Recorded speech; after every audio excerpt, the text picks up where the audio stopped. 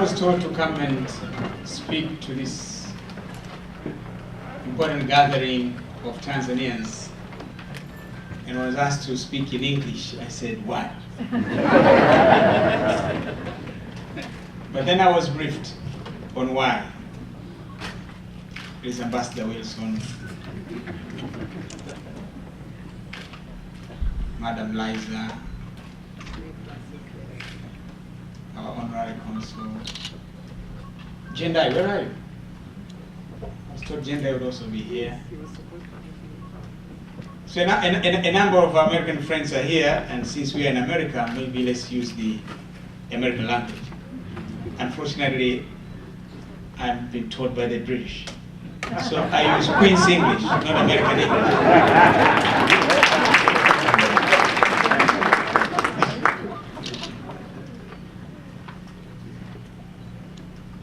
Lakini nitachomekea Kiswahili hapa.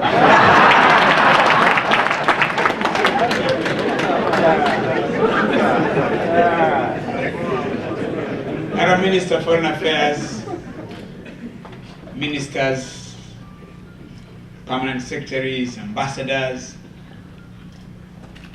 distinguished invited guests, fellow Tanzanians, ladies and gentlemen, without forgetting the members of parliament, we have 4 of them here, very ably represented.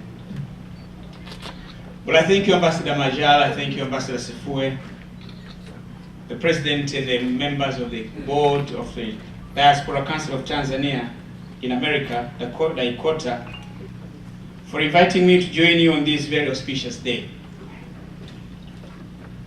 You are celebrating the 50 years of the independence of mainland Tanzania, and this is the 3rd meeting of the diaspora in Tanzania. I commend you for organizing this event very well.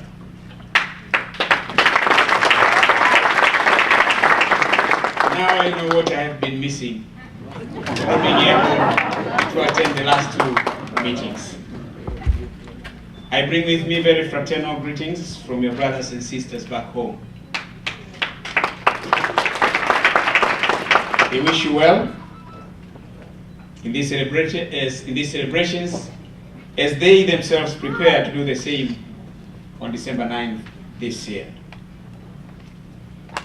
I'm glad you heeded the call I made in my New Year address, welcoming the year 2011, for Tanzanians wherever they are to celebrate the 50th anniversary of the independence of Tanganyika in a very befitting manner. I commend you for organizing this day of celebrations to reflect on the past 50 years and look ahead to the future of our great country. Tanzanians have every reason to celebrate the golden jubilee of their independence. First, the fact that we have survived as a nation and have remained united and peaceful amid so much diversity in our own country is no small achievement at all. There are a number of countries around us who have even lesser diversity, who have not remained peaceful, they have not remained united. Tanzania is a nation created by a merger of 2 sovereign nations and sovereign peoples. That one itself is a diversity with its own complications, with its own internal and external dynamics.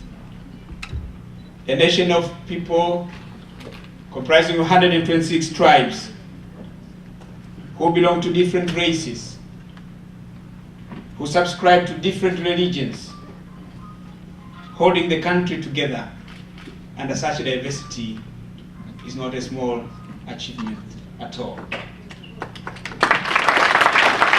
A country with people of different backgrounds,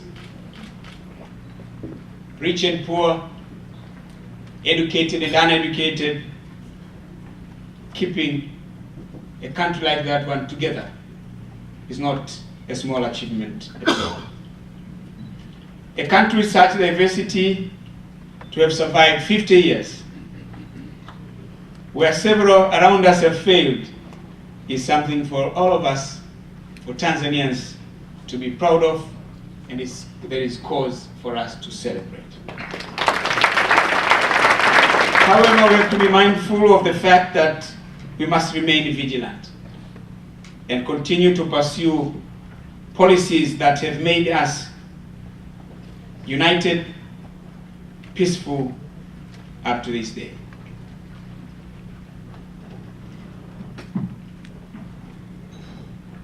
Sione vinaelea.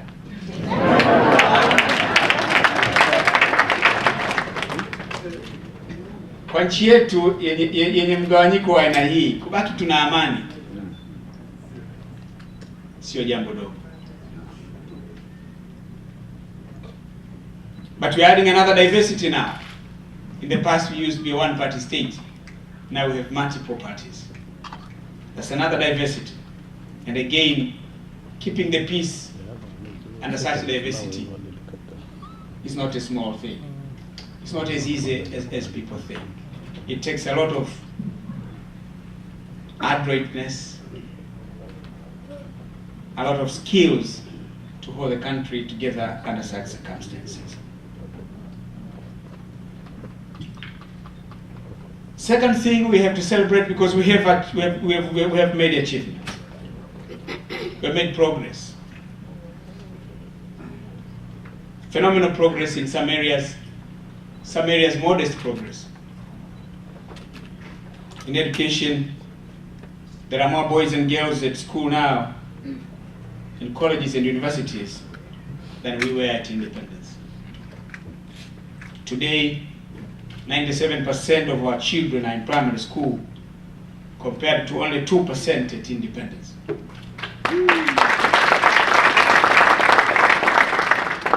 Today we have 15,816 primary schools, compared to less than 2,000 at independence.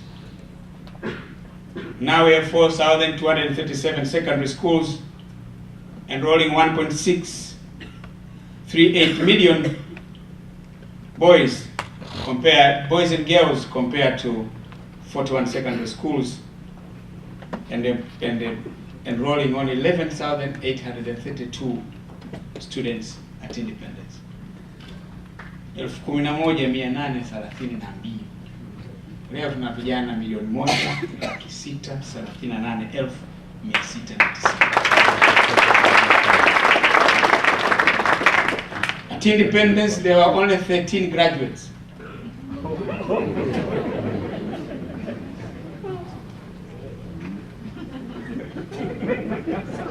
And only 2 engineers. As I'm speaking now, we have in our universities 126,000 pursuing degrees at various years.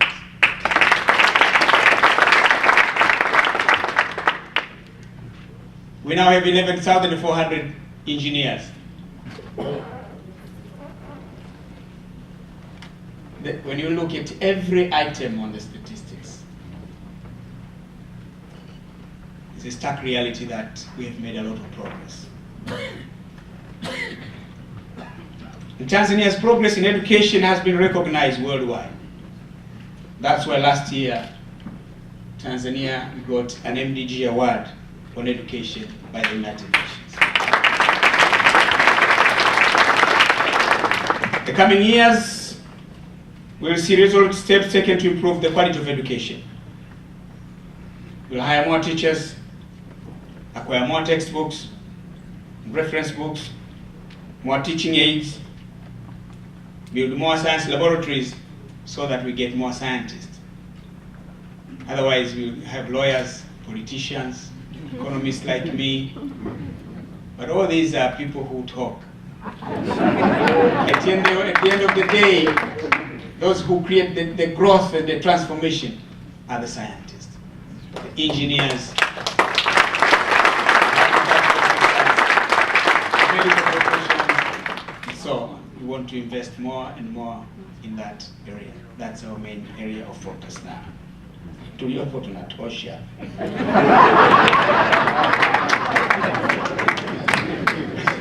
Hatuwezi kuwa nje ya wanasheria, wanasiasa, wachumi, Gavana Nduru wanatosha.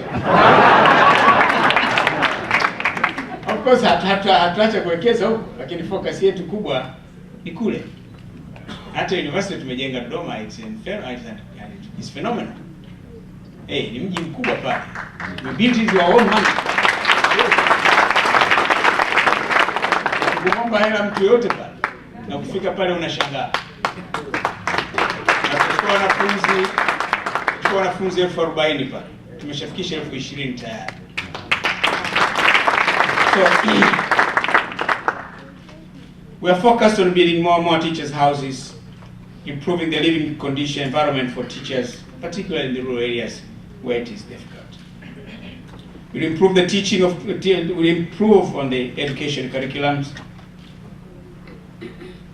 In this regard, also information technology, vocational training and entrepreneurship for self-employment will be given special attention in our teaching system, in our education system.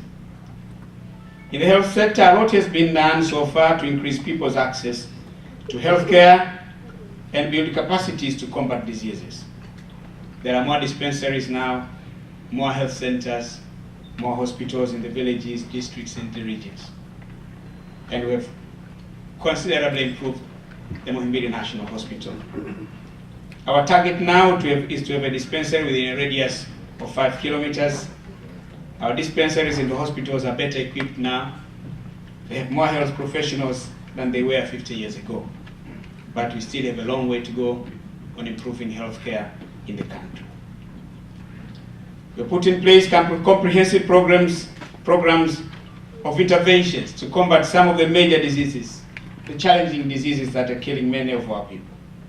HIV and AIDS, TB, malaria, kidney problems, heart diseases, neurosurgical, oral health diseases, etc. Our intention here is to really build our own capacities so that we reduce the number of people, the number of patients that we send abroad for medical care. As a result of all these efforts, we are witnessing progress. Life expectancy is going up. We are now at 59. There was a time we were 47. Yes. We're now going up to 59. So that there's a lot of discussion now, because we are now at 59, why should the retirement age be 60?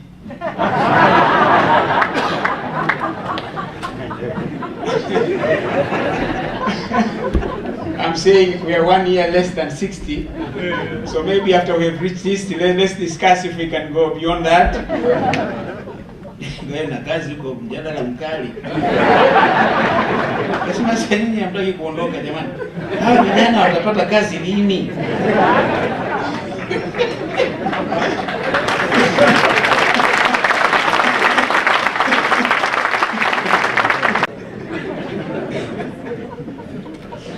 Maternal and child health mortalities are coming down.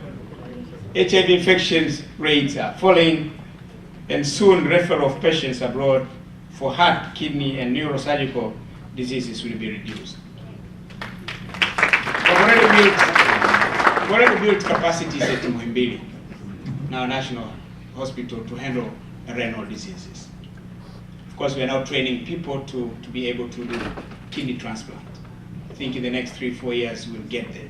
We've already identified the young men and women, the brilliant doctors, whom we are now investing in their training. Beginning next year, we'll be doing open heart surgery. We've already trained doctors, about 46 of them, 40 doctors and nurses. They're already working in Dar es Salaam. We are finishing, by December this year, we'll have completed the heart hospital there. It's a huge one, about 200-bed hospital. And we are now bringing in the equipment.